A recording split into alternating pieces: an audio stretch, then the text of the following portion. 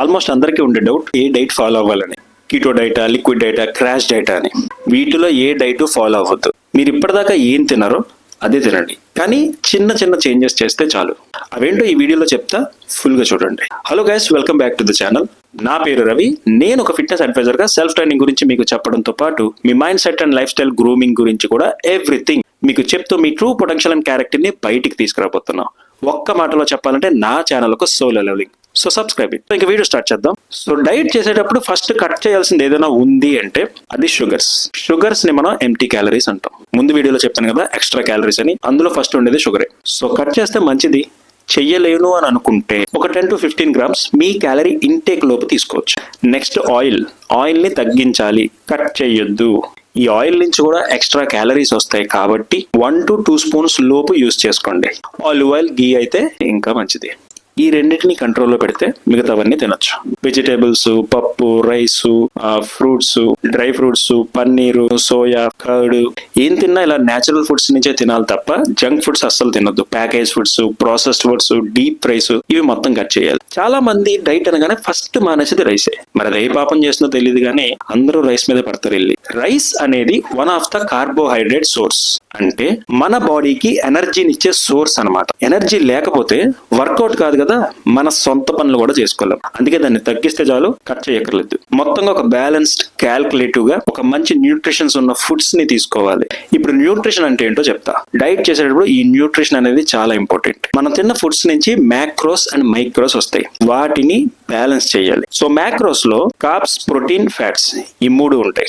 Macros ని మనం large amount లో తీసుకుంటాం, అంటే ప్రోటీన్ కానీ, కార్బోహైడ్రేట్స్ కానీ, ఫ్యాట్స్ కానీ ఎక్కువగా తింటాం అనమాట, క్వాంటిటీ. నెక్స్ట్ మైక్రోస్, ఇందులో మనకి విటమిన్స్ అండ్ మినరల్స్ ఉంటాయి. వీటిని మనం స్మాల్ అమౌంట్ లో కన్జ్యూమ్ చేస్తాం, అంటే స్మాల్ అమౌంట్ లో తీసుకుంటాం.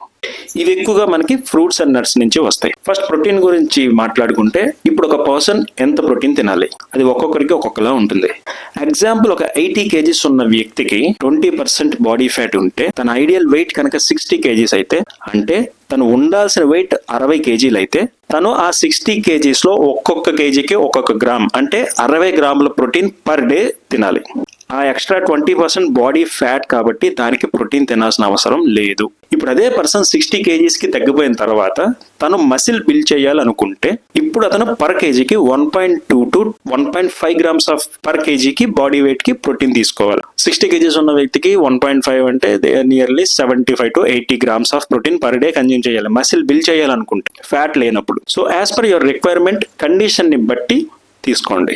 నెక్స్ట్, ప్రోటీన్ తో పాటు ఫైబర్ ని కూడా బ్యాలెన్స్డ్ గా తీసుకోవాలి. ఇన్ఫాక్ట్ ఇంకా ఎక్కువ తీసుకోవాలి ఫైబర్స్ ని. కొంచెం ఎక్కువ తిన్న ప్రాబ్లం లేని ఏదైనా ఉంది అంటే అది ఫైబరే. ప్రోటీన్ అనేది హై డెన్సిటీ ఫుడ్, అది డైజెస్ట్ అవ్వాలంటే ఫైబర్ ఎక్కువగా తినాలి. ఫైబర్ ఎక్కువగా మనకి వెజిటేబుల్స్ లో ఉంటాయి. సో బాయిల్డ్ వెజెస్ కానీ, వెజిటేబుల్స్ ని కర్రీగా చేసుకుని కానీ మీరు తినొచ్చు. వీటి తర్వాత మిగిలిన క్యాలరీస్ లో ఒక 10% ఫ్యాట్స్ యాడ్ చేసుకోండి. ఈ ఫ్యాట్స్ అనేవి మీకు గీ నుంచి కానీ, లేదా ఆయిల్ నుంచి కానీ, లేదా డ్రై ఫ్రూట్స్ నుంచి కానీ వచ్చేస్తాయి.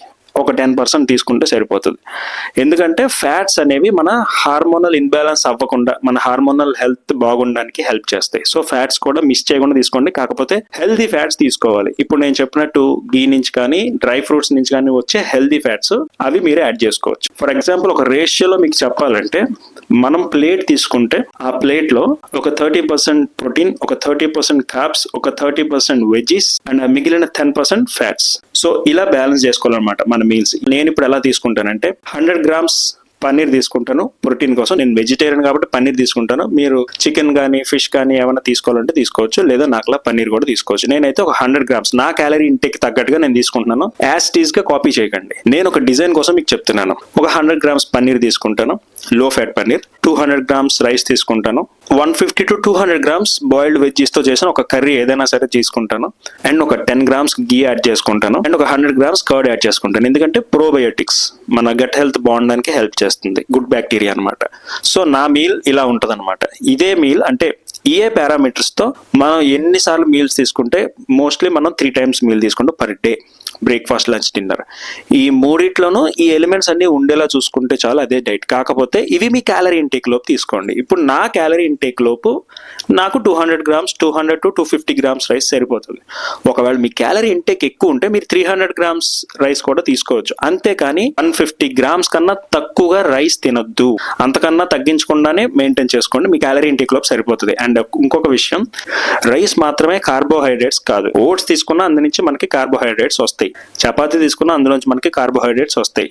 అలాగే రైస్ కూడా ఒక one of the carbohydrate source. నాకు రైస్ అంటే చిన్నప్పటి నుంచి అలవాటు కాబట్టి నేను రైసే తీసుకుంటున్నాను. మీరు రైస్ తీసుకుని కూడా అది మీ క్యాలరీ ఇంటేక్ లోపు ఉంటే ఎంత రైస్ అయినా మీరు తీసుకోవచ్చు. సో వాటి రేషియోస్ ని బట్టి మీ క్యాలరీ ఇంటేక్ కి తగ్గట్టుగా మీ మీల్స్ ని ప్లాన్ చేసుకోండి. ఇలా మీ న్యూట్రిషన్ ని బ్యాలెన్స్ చేసుకోవాలి. ఇందాక చెప్పినట్టు మ్యాక్రోస్ అండ్ మైక్రోస్ బ్యాలెన్స్డ్ ఉండేలా తీసుకోండి. అండ్ ఈవినింగ్ టైమ్స్ లో ఏదైనా ఒక ఫ్రూట్ ఐటమ్ ని యాడ్ చేసుకుంటే అందులో మీకు మైక్రో న్యూట్రియన్స్ కూడా వచ్చేస్తాయి. వాటర్ ఇంటేక్ కూడా మీకు తగ్గట్టుగా తీసుకోండి. సో డైట్ గురించి మీకు మొత్తం అర్థమైందని అనుకుంటున్నా. అర్థం కాకపోతే కామెంట్స్ లో అడగండి, ఇంకొక వీడియోలో డీటెయిల్డ్ గా చెప్పడానికి ట్రై చేస్తా. So that's it for the video guys. See you soon until the next video. Thank you.